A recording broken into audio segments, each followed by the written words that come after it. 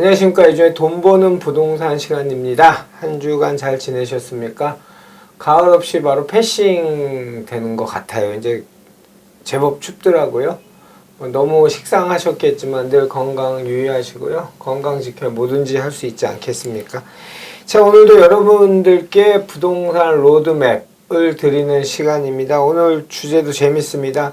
부동산 규제 종착역 가로 열고 부제로는 24번째 부동산 대책으로 잡았습니다. 그래서 종착지는 이제 끝이란 일반적으로는 뜻이죠.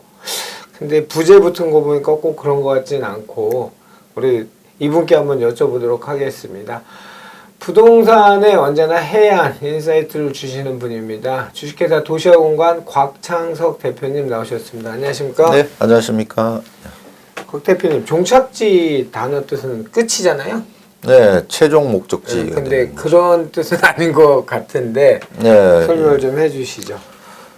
24번째 부동산 대책을 내놓는다고 하고 있거든요. 예, 예.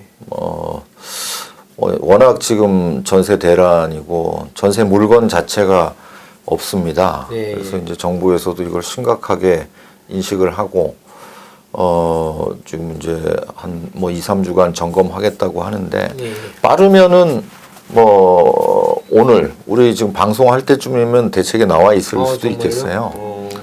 그 내용을 보니까 이제는 계약 갱신뿐만이 아니고 전세 계약을 신규로 할 때, 신규 계약할 때도 이제 5% 상한을 아예 주겠다. 처음부터? 예. 그러면 그 계약갱신 청구권 1회 기회 사용하고 다시 할 때 올릴 수 있는 게 아니고 처음에 계약한 것도 5% 상한. 그렇죠. 이제 그게 나올지 안 나올지는 모르겠어요. 그렇죠. 지금 얘기되고 있는 것들이 그런 건데 그런 경우에는 이제 신규 계약이면은 기존 계약이 있는 경우만 해당되는 거죠. 그렇죠. 최초 입주한다든가 할 때는 좀 어렵겠죠. 예. 그래서 이제 표준 임대료제를 원래 내년 하반기 이후에 도입하기로 한 거를 빨리 도입할 수도 있다. 이런 얘기도 나오고 있고요. 또 지금 올해 8월부터 시행되고 있는 계약갱신 청구권 이제 2+2 2년 계약갱신 청구권이 주어졌는데 네. 그걸 2+2+2로 한다든가 아니면은 우리 지금 학년제가 초중고가 6년, 3년, 3년으로 돼 있잖아요. 여기 맞춰서 3년 플러스 계약갱신 청구권 3년 이런 것들도 얘기가 되고 있는 것 같아요. 이건 말고도 하여튼 지금 전세 시장이 워낙 불안정하기 때문에 추가 대책을 예고하고 있는 것 같습니다. 예. 그러나 이제 이런 그 부동산 규제들 24번째 나올지는 모르겠지만은 이렇게 한다고 해서 또 시장이 안정될 거냐? 예. 그거는 아닐 것 같아요. 그래서 이렇게 규제가 누적되다 보면은 최종적인 종착지는 어디로 가게 될까? 오늘 그 주제를 다뤄보고 싶습니다.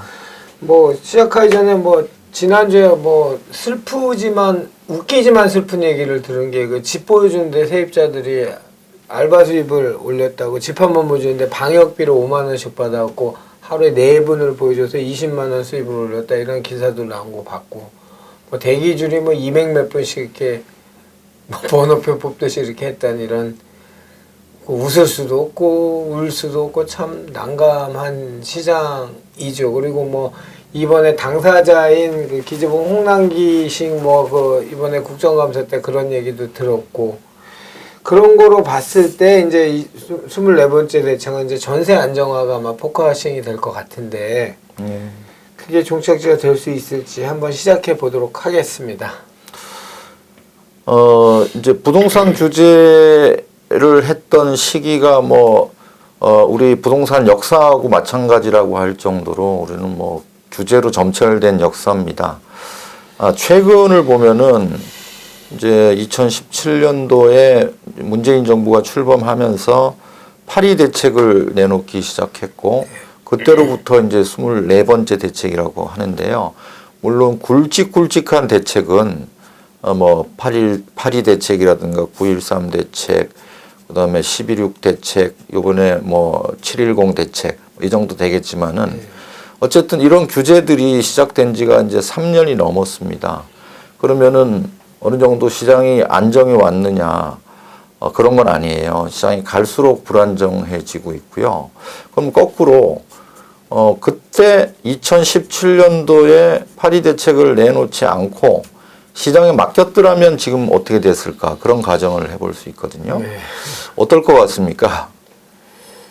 뭐 한동안은 입주량의 증가로 인한 어떤 그 시장의 불확실성은 더 커질 수 있겠지만 그 기업형 민간 임대주택도 그냥 그렇게 죽이는 게 아니고 살려뒀다면 전세 시장도 차별화될 분들은 차별화되고 저야 뭐 곽 대표님과 교회를 같이 하니까 저도 그렇게 생각을 하거든요.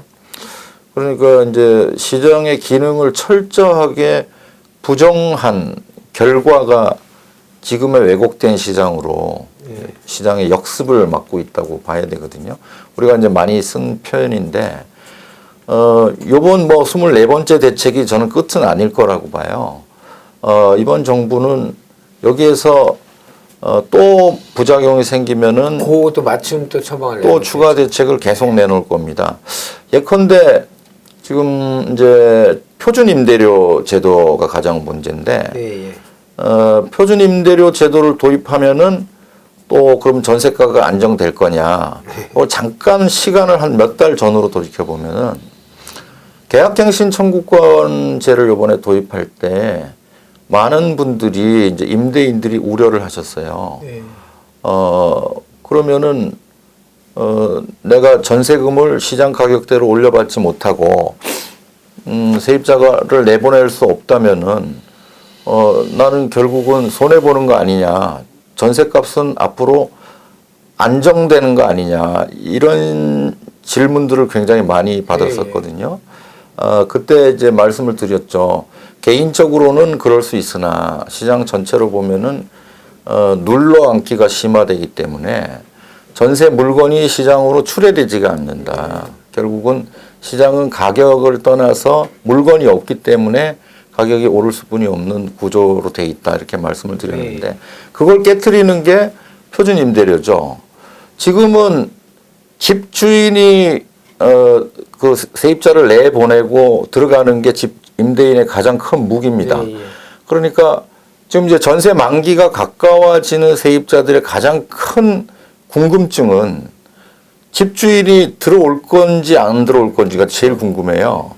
그래서 이제 전세 만료 6개월 전부터 1개월 전 사이에 계약갱신 또는 거절 통지를 해야 되는데 6개월째가 딱 되면은 바로 임차인한테 연락이 와요. 궁금해서. 첫 질문이 그거예요. 집주인한테 들어오실 건가요? 이게 제일 궁금한 그렇죠. 거예요. 그러면 지금 집주인들은 오히려 그거를 명확한 답변을 안 해요. 왜냐하면 내가 들어간다고 했다가 안 들어가게 되면은 그 나중에 또 손해배상의 여지가 있기 때문에 들어갈지도 모르겠다는 정도로 해서 시간을 오히려 끄는 거예요. 미리 자락을 끌어는 아니죠. 그러면은 오히려 답답한 거는 임차인들이 더 답답해지거든요. 어쨌든 그래서 표준 임대료를 도입을 했다. 그러면은 이제 어떻게 되겠습니까? 예컨대 뭐 전세 시세가 10억짜리인데 표준 임대료는 6억으로 해라. 예를 들어서 그렇게 했을 경우에 그러면은 시장 가격이 10억에서 6억으로 떨어지겠습니까? 그렇게 되지는 않는다는 거예요. 이면에 모종의 또 보존책이 나오지 않을까요? 그렇죠. 예. 시장 가격이라는 거는 전체적인 시장의 그 흐름상 시장의 여러 가지 요인들이 합쳐져서 만들어내진 결과물이거든요. 그래서 말하자면은 시장에서 어떤 벌어지는 현상이라는 거는 자연현상과 마찬가지입니다. 그 시장에서 벌어진 거를 받아들여야 돼요. 그렇죠. 인위적으로 만들 수 없거든요. 예를 들어서 자연현상이 뭐 겨울에 갑자기 영하 30도가 됐어요. 30도는 너무 춥잖아요. 네. 그러니까 30도로 하지 말고 20도로 해라. 영하 20도로 해라. 그렇게 해서 뭐 예를 들면 온도계를 바꿔서 30도는 20도로 한다.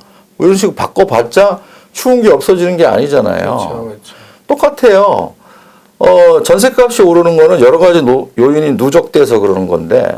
그러면 임대료가 현재 시장 가격이 10억인데 6억으로 하라고 한다고 해서 6억이 되는 게 아니거든요. 그렇죠. 인위적으로 될 수가. 그럼 만약에 표준 임대료 10억짜리를 6억으로 하라고 한다면은 여러 가지 문제가 생기겠지만은 시장은 적응하게 되거든요.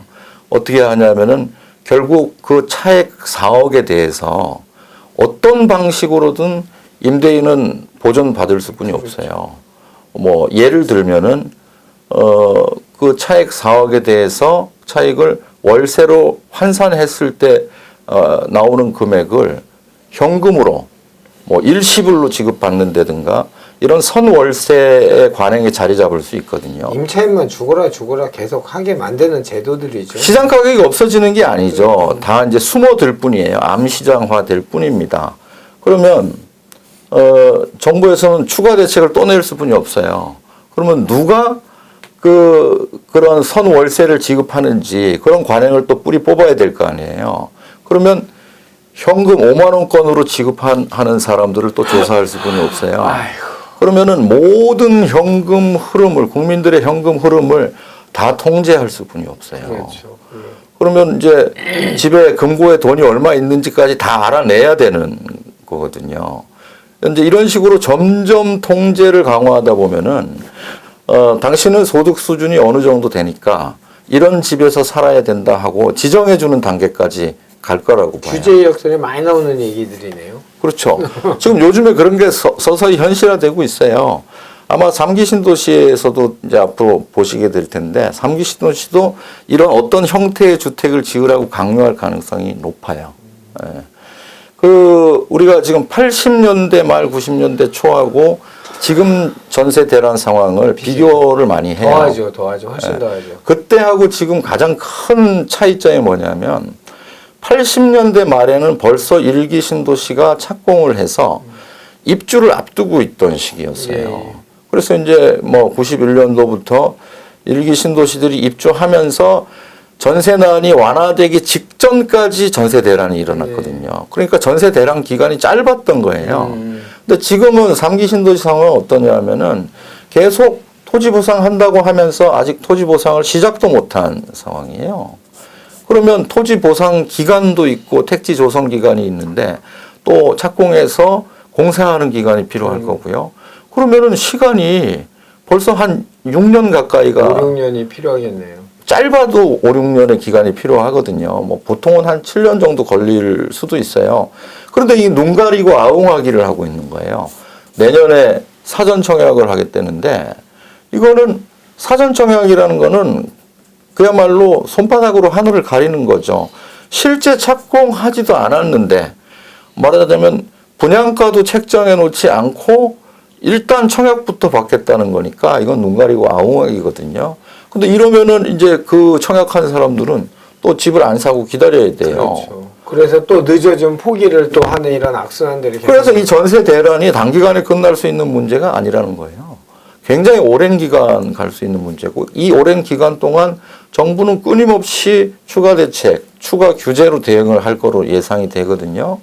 그래서 오늘 이제 주제가 이제 부동산 규제 종착지라는 주제인데 제가 볼 때 종착지는 결국은 국민의 의식주를 주택 문제부터 출발해서 모든 것을 다 통제하는 사회 시스템으로 가지 않겠느냐.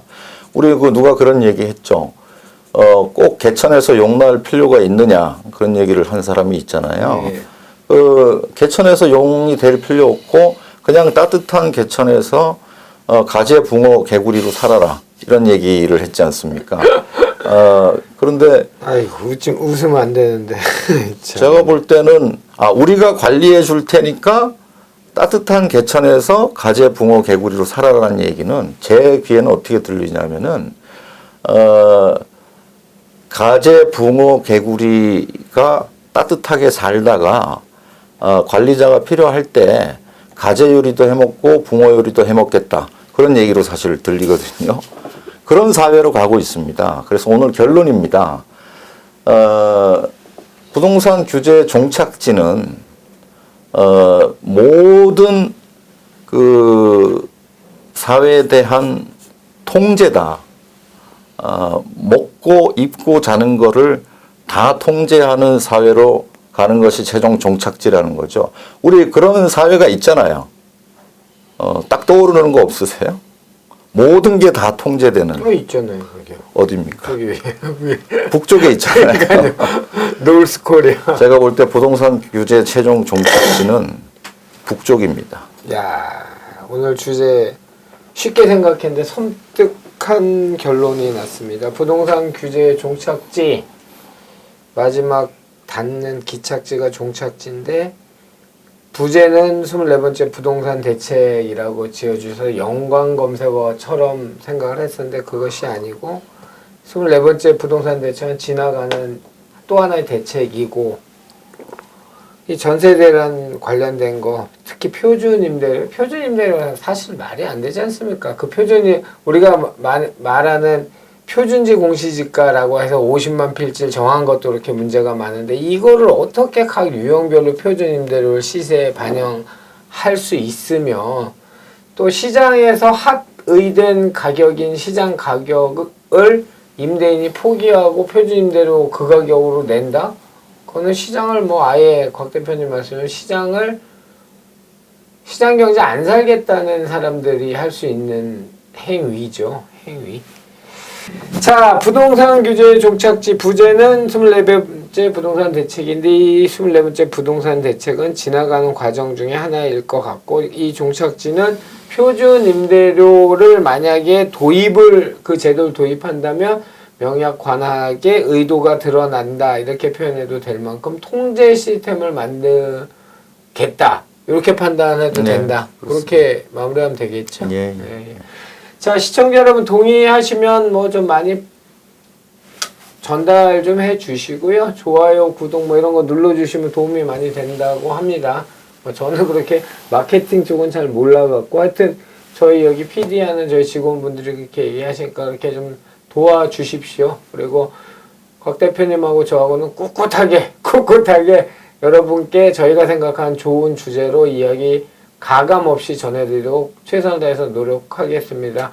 날이 많이 추워진 요즘 건강 유의하시고요.